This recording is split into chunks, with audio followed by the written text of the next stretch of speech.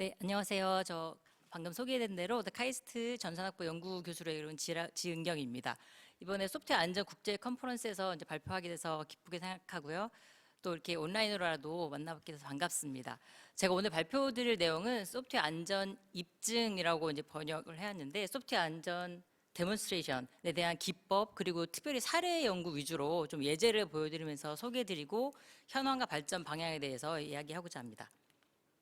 네, 세이프티 데몬스트레이션이 이게 오른쪽에 보이는 문서가 특별히 원자력 분야에 들어가는 세이프티 크리티컬 소프트웨어에 대해서 인증을 주고 인허가를 주고 해야 되는데, 기관별로 또 여러 가지 나라별로 기준이나 여러 가지 기법들이 다양할 수 있습니다.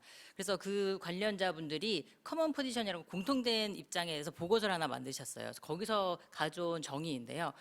어떤 시스템, 그러니까 세이프티의 중요한 시스템의 안전에 대해서, 그리고 선택된 어떤 주장에 대해서 여기 이제 이게 이러이러해서 안전합니다라고 증빙, 그리고 그런 주장들을 구조화해서 대해서 이렇게 표현하는 것을 안전 입증이라고 정의할 수가 있겠습니다. 시스템이 과연 안전한지 믿을만한지 그것에 대해서 이게 확신을 가지도록 하기 위한 몇 가지 어프로치들, 여러 가지 어프로치 중에 크게 두 가지로 나눈다면, 저희가 많이 익숙한 것 중에 하나는 표준을 따라 개발하는 것입니다. 저희가 얘가 스탠다드 베이스드 어프로치라고 했는데요. 항공산업에서 DO178C 그 표준을 따라서 개발한다든지, 또는 시큐리티 분야에서 커먼 크라이테리아에 따라서 한다든지. 그래서 여기서 기본 가정은 좋은 프로세스를 따라서 개발을 하면 프로덕트도 좋을 것이다, 안전할 것이다, 이렇게 보안적일 것이다, 신뢰적일 것이다 라는 가정에 기반하고 있습니다. 그래서 프로덕트 X를 좋은 디벨롭먼트 프랙티스를 따라서 개발을 하면 그 프로덕트이 충분히 그 품질이 보장될 것이다 라는 가정에 있는 것이죠. 근데 두 번째 약간 상반되는 거는, 우리가 좋은 프로세스를 따라서 잘 개발을 하면 파이널 아웃풋이 항상 내 기대 순대로 만족할 만한가? 그렇지 않을 수도 있죠. 내가 잘 개발 프로세스를 잘 따라서 했지만 안전하지 않을 수도 있고, 또 보안 쪽에서 취약성이 있을 수도 있습니다. 그래서 이거는 프로덕트 기반으로 그 입증을 하자라는 건데요. 특별히 영국 쪽에서 이제 세이프티 케이스 어프로치로 많이 대표됩니다. 그래서 이 파이널 프로덕트이 왜 안전한지, 어떻게 안전한지를 사실 보이는 겁니다. 논리적인 구조를 이용해서 증빙들을 사용해서 어떤 특별히 자기가 주장하는 바, 이것이 충분히 수용 가능할 만큼 안전하다, 또는 시리어스한 그 오류는 없다, 이런 정도의 클레임에 대해서 증빙을 가지고 악유하는 구조입니다. 첫 번째 그 표준을 따라 개발하는 그런 방법에 대해서는 많이 익숙하실 것 같아서, 이번 제 발표에서는 특별히 두 번째 방법에 대해서 사례 위주로 좀 설명드리고자 합니다. 그래서 어슈런스 케이스는 어떤 시스템이나 또는 서비스나 기관이 여기 정의된 환경과 정의된 어플리케이션에 대해서 의도한 대로 동작하는지, 그거에 대해서 주장하고자 하는 몇 가지 그런 그 클레임들이 있죠. 그것에 대한 충분히 설득력 있는 그런 주장을 이렇게 표현하는 것입니다. 주장하고자 하는 또는 입증하고자 하는 그 주제가 세이프티면 세이프티 케이스, 또 시큐리티면 시큐리티 케이스, 디펜더빌리티 케이스, 이렇게 불릴 수가 있죠. 어슈런스 케이스가 조금 더 미국 쪽에서 좀 더 많이 쓰는 용어인데, 조금 더 제너럴하게 포함하는 걸로 볼 수 있겠습니다. 그래서 이 어슈런스 케이스에 대해서, 이 중요성에 대해서 좀 많이 관심도가 높아졌는데요. 일단 저기 첫 번째 있는 그런 미국에서 나온 책처럼 디펜더블 시스템에 대한 소프트웨어, 충분한 증거가 뒷받침되는가, 저런 질문에 대해서도 디펜더빌리티 케이스를 약간 추천하는 그런 내용들도 나왔고, 그리고 어슈런스 케이스에 대한 국제 표준 같은 것도 드래프트 작업을 거쳐서 그것도 릴리즈된 상태고요. 또 미국의 식품의약청이죠, FDA에서 인피전 펌프라고 해서 환자한테 약물 주입하는 그런 시스템 있죠. 그게 이제 시간이랑 양을 조절하면은 정기적으로 이렇게 약물이 잘 주입될 수 있도록 그 인피전 펌프 매니팩처러들한테 권고사항을 냈습니다. 이 시스템이, 이 소프트웨어가 안전하다는 걸 보이기 위해서 세이프티 어슈런스 케이스 이런 것들을 이제 제출하도록, 그러니까 권고 사항들이 릴리즈가 되었어요. 그러면 이제 당장 그런 현업에 전문하시는 분들이 이거를 만족하기 위해서 그럼 어떤 식으로 이거를 구조화하고 제출하고 어떻게 준비해야 되는가. 저도 사실 이런 거에서 시작을 해서 좀 작은 케이스 스터디를 해보면서 이 분야의 연구를 좀 하게 되었습니다. 그리고 아시는 것처럼 ISO 161호에서도 세이프티 케이스에 대한 명시적인 그런 리퀘어먼트들이 되어 있어서 점점 관심도와 또 중요도가 높아지고 있습니다. 어슈런스 케이스는 사실은 뭐 그냥 텍스트 형태로 표현될 수도 있고 테이블 형태도 가능하지만 여기서 제가 그 여러 가지 중에 이제 특별히 그래피컬 노테이션을 이용해서 좀 보여드리려고 하는데요. 어슈런스 케이스는 그래서 그런 시스템이 acceptably safe하다, secure하다, 또 reliable하다라는 것에 대해서 구조화된 그런 입증을 보이는 것입니다. 그래서 기본적으로는 클레임이 있죠. 주장하고자 하면 탑 클레임이 있고 그리고 에비던스들이 있습니다. 그리고 그것을 어떻게 논리적으로 잘 구조할지를 이제 아규먼트로 표현을 할 수가 있는데요. 네, 어슈런스 케이스가 말씀드렸죠. 클레임, 아규먼트, 에비던스가 주요 요소들인데 예를 들면 클레임은 이런 것들이 가능합니다. 여기 BSCU 소프트웨어에 의해서 그 해저드 아이덴티피케이션 넘버가 이제 S18WS 해저드에 이 소프트웨어가 기여하는 것은 수용할 만하다. 그렇게 심각하진 않다. 이런 것들을 이제 클레임으로 둘 수도 있고, 아규먼트는 이것이 예를 들면 우리가 세이프티 리퀘어먼트를 충실히 만족되도록 다 하나하나 만족되도록 만들었다. 또는 해저드가 아이덴티피케이션을 잘했고 각각에 대해서 하나하나 미티게이션, 경감을 이런 식으로 했다. 또는 해저드에 대해서 하나하나 이렇게 회피하도록 만들었다. 이런 것들이 이제 논증의 구조, 아규먼트가 되겠습니다. 주로 많이 사용되는. 그리고 에비던스는 이런 테스팅 결과, 또 분석 결과, 뭐 정적 분석, 동석 분석 결과, 정형 검증 결과, 전문가 의견, 검토 의견 이런 것들이 에비던스의 주요한 그런 사례들이 되겠습니다. 그래서 저는 이제 GSN이라고 고올 스트럭처링 노테이션이 어슈런스 케이스, 세이프티 케이스를 표현하는 그 표기법 중에 하나인데요. 이것을 이용해서 좀 이것도 많이 사용되고 있습니다. 그래서 클레임을 이렇게 네모 상자에 표현을 하고 이것을 어떤 스트래티지, 어떤 아규먼트로 이걸 뒷받침할 것인지를 명시를 하고 서브 고올로 나뉘어 줄 수가 있고요. 그리고 에비던스, 이게 동그라미로 표시된 게 뭐 에비던스 여기 노테이션에서 솔루션이라고 부르는데 그것들이 어떤 식으로 구조화돼서 연결되는지를 표현을 하게 됩니다. 그래서 제가 이제 예제를 통해서 앞선 발표에서 주로 이제 전망과 여러 가지 글로벌한 뷰에 대해서 많이 보셨다면 제 톡에서는 조금 더 구체적인 예를 통해서 좀 보여드리고자 준비를 하였습니다. 페이스메이커가 심장 박동기인데요. 환자의 심장이 너무 늦게 뛰거나 너무 빨리 뛸 때 강제적으로 페이스를 주거나 한다고 해서 약간 조절할 수 있도록 해주는 라이프 크리티컬 시스템입니다. 이 소프트웨어에 대해서 특별히 이제 두 가지 주요 기능이 있는데 너무 심장이 늦게 뛰거나 하면 이제 페이스를 보내줘서 뛰도록 만들고, 근데 여기서 가장 중요한 건 타이밍 요구사항입니다. 타이밍 요구사항이 잘 만족돼야지만 안전한 소프트웨어를 만들 수가 있습니다. 그리고 환자 심장이 제대로도 잘 뛰면 또 강제로 보내는 걸 좀 이렇게 막아야 되고요. 그래서 이거는 그 작은 케이스 스터디로 VVI가 벤트리컬, 그러니까 심실만 센싱하고 페이싱하는 모드에 대해서 기본적인 몇 가지 주요한 사이클이 있는데요. 이거를 자세히 설명드리는 것보다 요거에 대해서 어떻게 개발을 하였고 그걸 어떻게 어슈런스 케이스를 표현했는지를 보여드리고자 합니다. 예를 들면은 1000ms, 1초 동안 환자 심장에서 이렇게 센싱되는 것이 없으면 강제적으로 페이스를 날리게 됩니다. 그리고 환자 심장이 좀 제대로 한번 뛰었어요. 그러면 다음번에는 1초가 아니라 1200ms 조금 더 기다렸다가 페이스를 주게 됩니다. 그래서 이런 타이밍 리퀘어먼트들이 잘 만족되도록 하는 게 굉장히 중요한 리퀘어먼트입니다. 그래서 이거를 작은 토익 에그젬플에 대해서 일단 이 개발 프로젝트에서는 어떻게 하면은 안전이 입증된 또는 어떤 검증된 프로퍼티가 이렇게 끝까지 유지되는 소프트웨어를 만들 수 있을 것인가 관점에서 일단 만들었습니다. 그래서 모델링을 통해서 타임드 오토마타로 타이밍 리퀘어먼트를 잘 모델링을 하고 그걸 가지고 모델 체킹을 통해서 검증도 수행하고 이 모델은 검증된 모델이야라는 결과를 얻은 다음에 코드를 여기서 자동으로 세미 오토매틱하게 코드를 자동 생성하였습니다. 그리고 제너레이션의 코드를 가지고 테스팅을 다시 한번 수행을 하게 되는데 여기서 여기 델타로 표현된 거는 저희가 모델 레벨에서는 뭐 페이스를 보낸다라고 했던 것들이 시간이 걸리지 않도록 보통 모델링이 되는데 실제로는 시간이 좀 걸리기 때문에 이 모델에서 제너레이션 가지고 했을 때 어떤 타이밍 베이런시가 좀 발생하게 됩니다. 예를 들어서 1초에 딱 발생하도록 했는데 실제로는 뭐 1002ms에 발생한다든지. 그래서 실제로 여기서는 타이밍 톨러런스라는 거를 두어서 최대 뭐 2ms 이내면 괜찮은 것으로 이렇게 이런 방법을 통해서 안전한 소프트웨어를 만들도록 노력을 하였고 여기는 이제 모델 기반 방법론을 사용하였습니다. 예를 들면 VBI 모드에 대해서 이런 식으로 모델링을 하고 검증 네 가지 프로퍼티에 대해서 검증을 싹 하고 코드 제너레이션을 통해서 이 모델로부터 안전한 코드를 얻도록 노력하고 그걸 다시 또 테스팅을 통해서 재검증을 하여서 이런 방법으로 이제 간단한 거를 만들었었는데, 그러면 이런 것들을 이제 예를 들어서 제가 이런 이제 페이스메이커 소프트웨어를 만들었을 때 어슈런스 케이스는 어떻게 작성할 수 있는가, 이게 지금 모델 기반 방법으로 했을 때 한번 작성을 해보았습니다. 그래서 탑 클레임 같은 경우는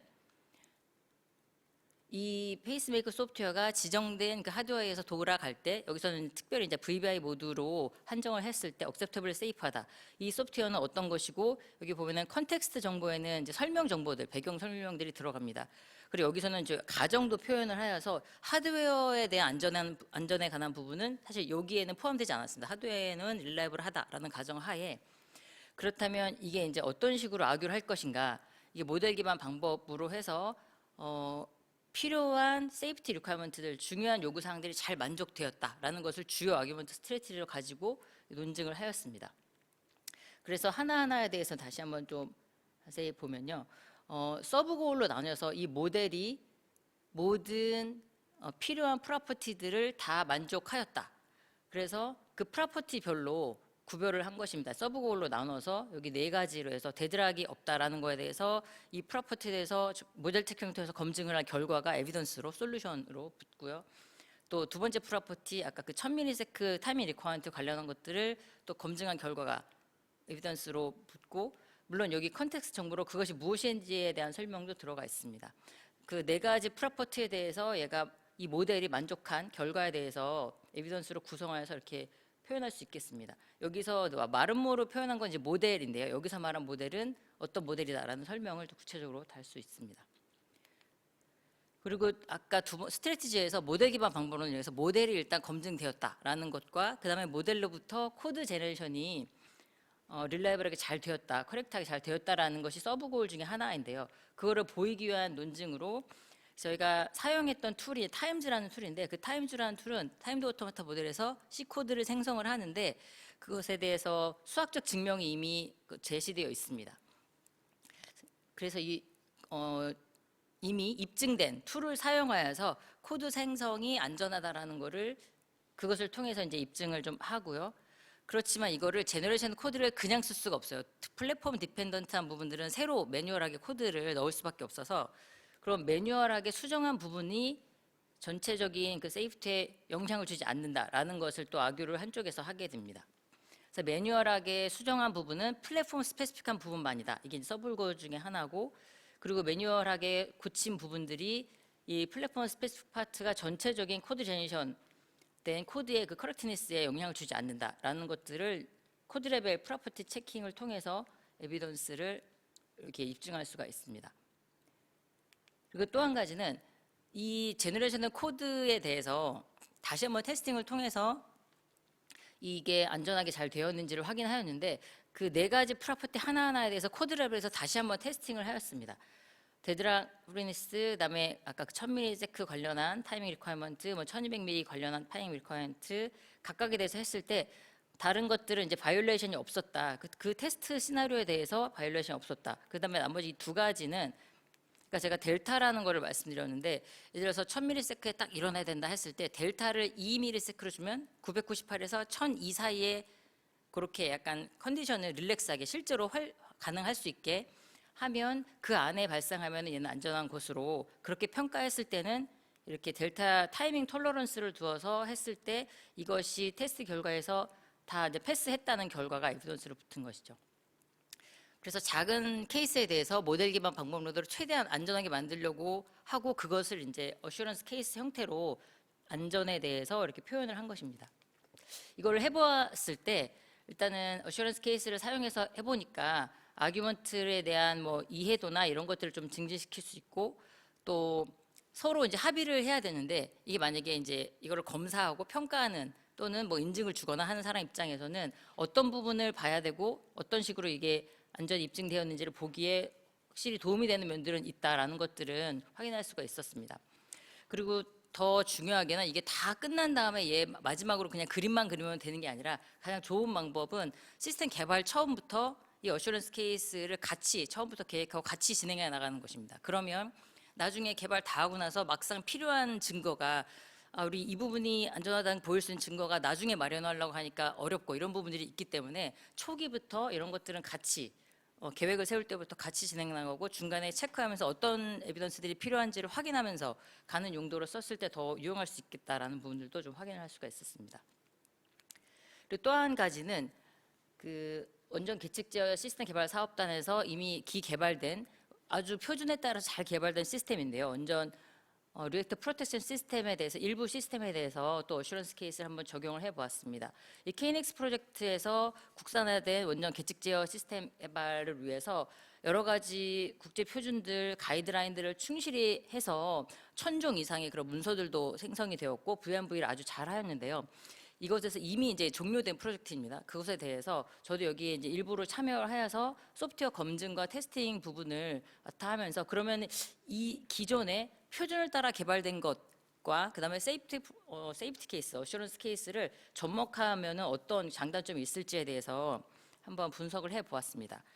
그래서 RPS 소프트웨어가 플래닝부터 리퀘어먼트 단계, 검증, 그다음에 디자인, 뒤에 인테그레이션, 테스팅까지 쭉 가면서 인스펙션도 하고 정형 검증도 하고 테스팅도 하고 그 세이프티 어널리시스, 안전성 분석도 철저하게 여러 가지를 잘 수행하였습니다. 그렇다면 이제 이 세이프티 케이스 기법과 표준을 따라 개발된 이 두 가지 표준을 따라 개발된 그 프로덕트에 대해서 세이프티 케이스 기법과 어떻게 접목될 수 있는지 장단점은 없는지 이런 부분을 위주로 해서 만들었는데요. 그래서 리액터 프로텍션 시스템 안전 등급이 가장 높은 가장 높은 소프트웨어에 대해서 어떻게 세이프티 케이스가 실제 사용될 수 있을지에 대해서 한번 사례를 통해서 만들어 보았습니다. 지정된 그 산업용 PLC 위에서 바이스테이블 프로세서가 예를 들면 온도, 압력, 유량 이런 센서 데이터들이 왔을 때 이것이 어떤 이상 밸류가 감지가 되거나 하면 원자로를 정지시키는 기능을 하는 굉장히 중요한 세이프티 크리티컬 등급의 소프트웨어입니다. 그것이 acceptably safe 하다는 것을 이제 클레임으로 두고 했을 때 네, 예를 들면 이제 탑 고울은 이 PLC에서 이 BP 소프트웨어가 acceptably safe하다. 여기서의 PLC는 여기서도 하드웨어 부분은 일단 릴레이블하다는 가정하에 소프트웨어 부분 위주로만 일단 작성한 것입니다. 물론 여기 어쌔션으로 된 부분은 이 부분에 대해서 분명히 다 세이프티 입증이 돼야 되는 부분입니다.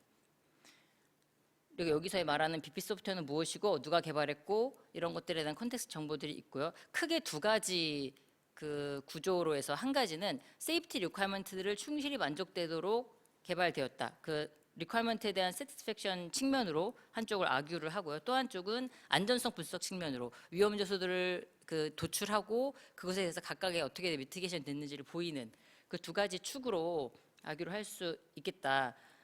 이 시스템에 대해서는 그렇게 할 수도 있겠습니다. 기존에 사실은 되어 있는 것을 이렇게 옮긴 거여서 새로운 것들을 추가한다기보다는 기존에 있는 액티비티, 에비던스들을 구조화하는 데 더 집중을 한 것입니다.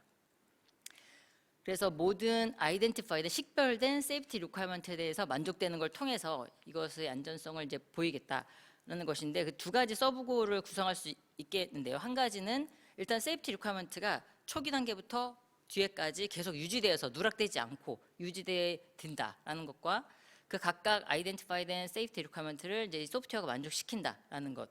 그래서 첫 번째 그 서브고에 대해서 보면 일단 여기 디자인 그러니까 BP 시스템 레벨의 도큐먼트가 있습니다. 시스템 레벨의 스페시피케이션이 세이프티 리퀘어먼트를 다 잘 포함하고 있다.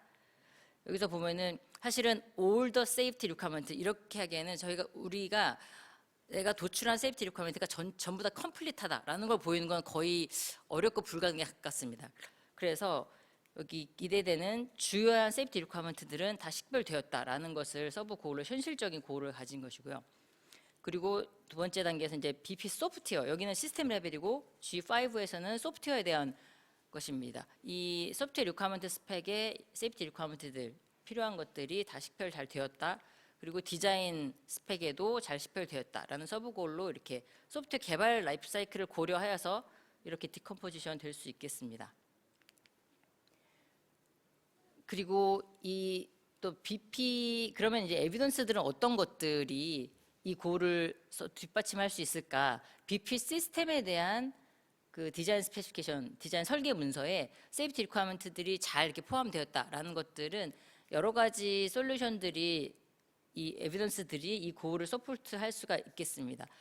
이 RPS 레벨의 FMEA 어널리시스를 통해서 도출된 해저드 리스트 그리고 그런 것들을 통해서 도출된 세이프티 리ኳ어먼트를 통해 확인할 수가 있고 여기서 굉장히 큰 레벨에서 되는데 사실은 좀 더 많이 상세화되어야 하는데 예를 들면 이런 식으로 그러니까 구조화될 수 있겠다라는 예시로 좀 생각하시면 되겠습니다.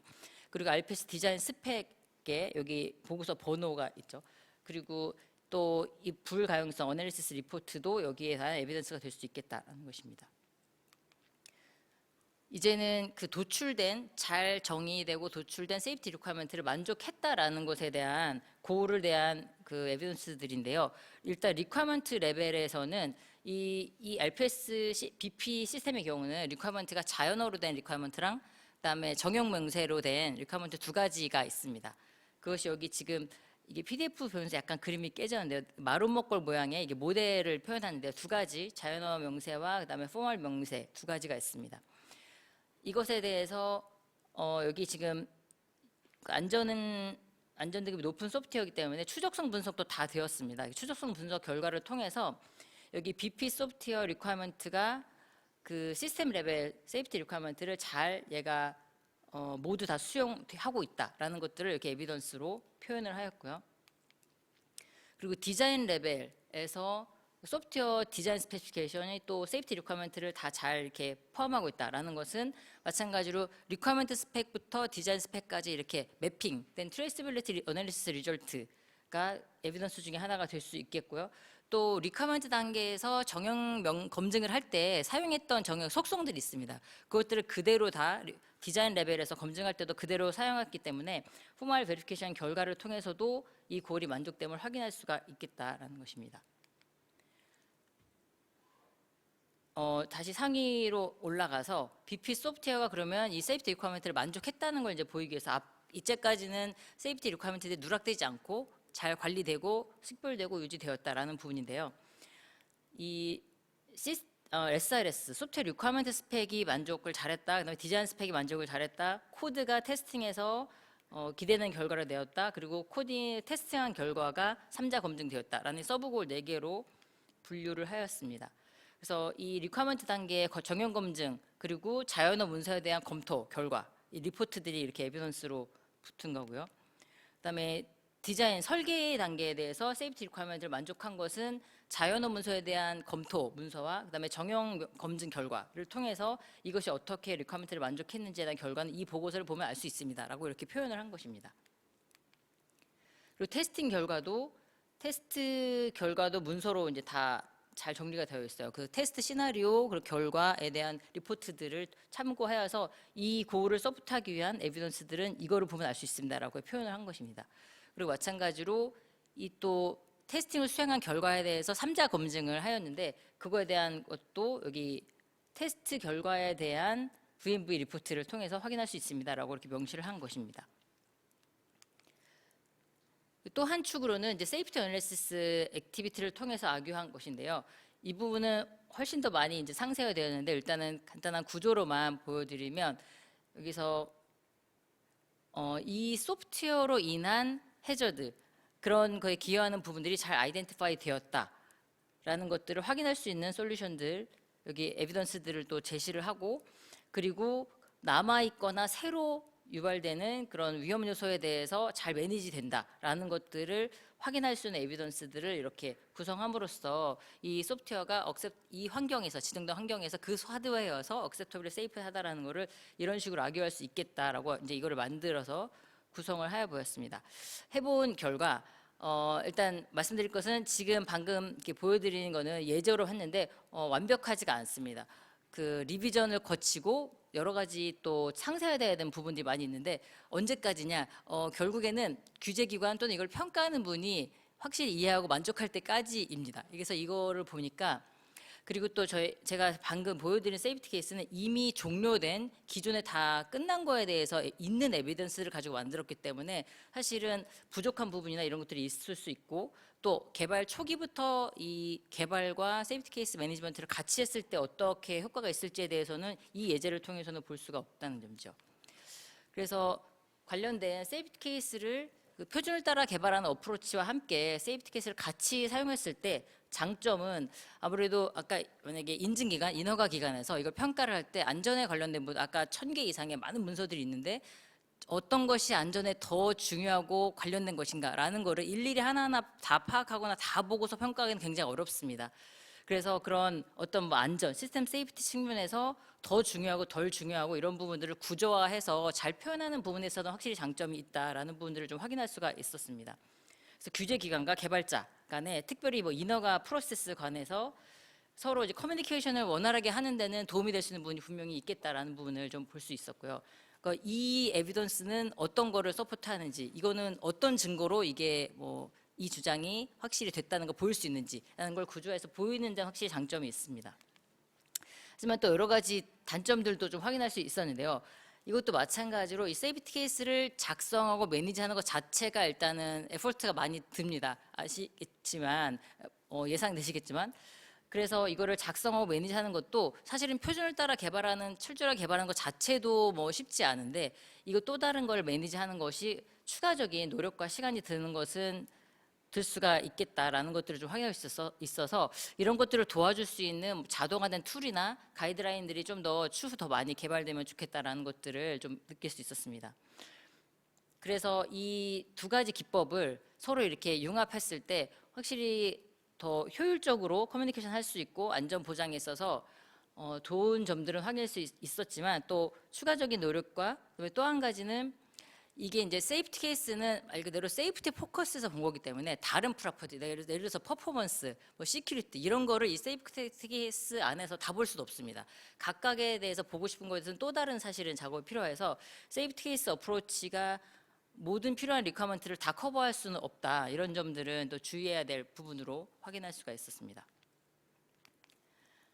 그 세 번째 케이스 스터디는 이번에는 앞에까지는 사실은 개발자 입장에서 작성을 해본 겁니다. 세이프티 케이스 기법을 어슈런스 케이스 이런 작성도 필요하다고 하는데 어떤 식으로 할 수 있을까? 어떤 템플릿이 있고 어떤 어려움들이 있고 장점들이 있는지 봤다면 세 번째는 이거를 이제 규제 기관의 입장에서 리뷰하는 입장에서 한번 케이스 스터디를 수행해 보았습니다. 방금 그 케이스 스터디 2에서 했던 거를 그 노르웨이에 있는 에너지 연구소에 있는 세이프티 케이스 엑스퍼트 분한테 규제자 입장에서 한번 평가를 해주세요라고 보낸 것입니다. 보내서 되게 샅샅이 그 좀 이렇게 평가를 해주셨고 그걸 다 이렇게 문서화 해주셨는데 예를 들면 이거를 작성은 제가 위주로 작성을 하였고 하면서 이분도 굉장히 꼼꼼하게 규제자 입장에서 봤을 때 여러 가지 그런 지적 사항들이 나왔는데요. 예를 들면 여기서 고울 디컴포지션 할 때 이것이 acceptably safe하다라는 거를 보이면서 한쪽은 requirement 제가 여기에서 사용된 버전은 BP뿐만 아니라 CP라고 Safety Critical 등급 소프트웨어 두 가지에 대한 다 좀 더 확장된 세이프티 케이스에 대해서 리뷰한 결과입니다. 그래서 BP와 CP로 이게 크게 두 가지로 구성되어 있는 거에 대해서 한 건데 RPS에 들어간 세이프티 크리티컬 소프트웨어가 acceptably safe하다라는 거를 이제 BP 쪽, CP 쪽으로 나눠서 한 거죠. 예를 들면 BP, CP로 구분한 거는 아키텍처를 고려해서 이 서브 디컴포지션 한 것은 뭐 적절하다 이런 의견도 있고요. 하지만 여기 acceptably safe하다 이게 사실은 기존의 세이프티 케이스에서 많이 사용된 용어긴 하지만 이게 뭔지에 대해서 좀 더 분명한 정의가 필요하다라는 것도 있었고요. 그리고 이게 BP 또는 CP에 사용되는 PLC라고 했는데 이게 OA가 두 개 동일한 PLC냐 다른 거냐 XOA냐 이런 것들이 불분명하다라는 것도 그런 지적사항도 있었습니다. 그리고 좀 크게는 한쪽은 세이프티 리퀘어먼트를 만족했다. 그다음에 또 한쪽은 안전성 분석을 통해서 이 세이프티 어슈런스 데몬스트레이션 했다는 건데 이 두 가지로 나눈 것이 이것도 마찬가지로 기존의 세이프티 케이스에서 많이 나오는 패턴이긴 한데 그렇지만 이렇게 두 개로 나누는 것이 과연 문제 공간을 잘 나눈 것이냐 이거에 대해서도 좀 더 분명한 그 설명 내지는 또는 그런 논리화가 필요하겠다 명확하지 않다 이런 것들을 이제 지적을 좀 하였었고요. 또 여기서 또 여기 리퀘어먼트들 다 이제 명시를 하였는데 보면은 그냥 리퀘어먼트 아니고 세이프티 리퀘어먼트가 아니라 여기 세이프티 그다음에 세이프티 리퀘어먼트 그냥 리퀘어먼트 이들 간의 관계에 대해서도 이 세이프티 케이스 작성하는 데서는 그렇게 분명하게 표현되지는 않습니다. 그런 부분에 대한 지적도 있었고요. 또 여기 보면은 중요한 세이프티 리퀘어먼트들이 개발 단계를 거쳐서 누락되지 않는다라고 이렇게 약간 not missed 이렇게 썼는데 그거보다는 positive word를 쓰는 게 훨씬 더 정확하겠다라는 그런 의견도 있었고요. 그리고 솔루션이 한 개가 아니라 여러 개 이렇게 붙은 것들이 있는데 이들 간의 관계가 무엇이냐는 것이죠. 이런 것들이 좀 더 분명하게 제시되어야 된다. 여기 이들 간의 관계 어떤 부분이 여기서 제시되고 어떤 부분이 여기서 제시되는지가 좀 더 분명하게 표현해야 되겠다라는 의견도 있었고, 그리고 추적성 분석을 통해서 앞선 세이프티 리ኳ어먼트가 뒷단계에서 잘 이렇게 유지되고 있다는 것을 추적성 분석 결과가 에비던스로 제시된 것은 적절하다, 이런 의견도 있었고요.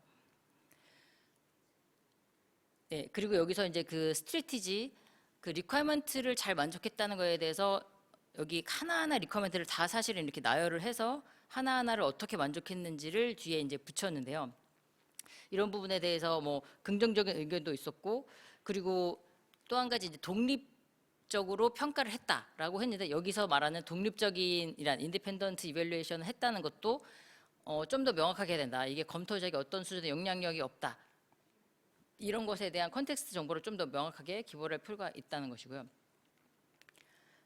그리고 세이프티 어널리시스를 통한 아규먼트 부분에 있어서 여기도 마찬가지로 이 문제 공간을 이 두 개의 전략으로 했다면 이것이 과연 이제 적절한가에 대해서 이 규제자 입장에서 봤을 때 이것이 명확하지 않으면 이제 다 사실 코멘트를 남겨야 되는 거죠.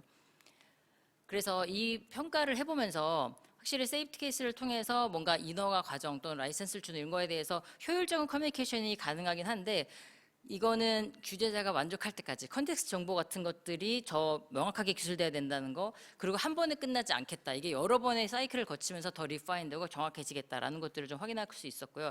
이런 거를 방지하려면 가능하면은 모호성이 없게, 그리고 주관적이지 않게 논리적으로 객관적으로 기술하는 것이 필요하겠다는 것들을 좀 알게 되었습니다. 네, 이상으로 제 발표는 여기까지고요. 관련해서 세이프티 케이스 관련해서 좀 현재 상황과 앞으로 발전 방향에 대해서 좀 얘기 나누는데 도움이 되었으면 좋겠습니다. 감사합니다.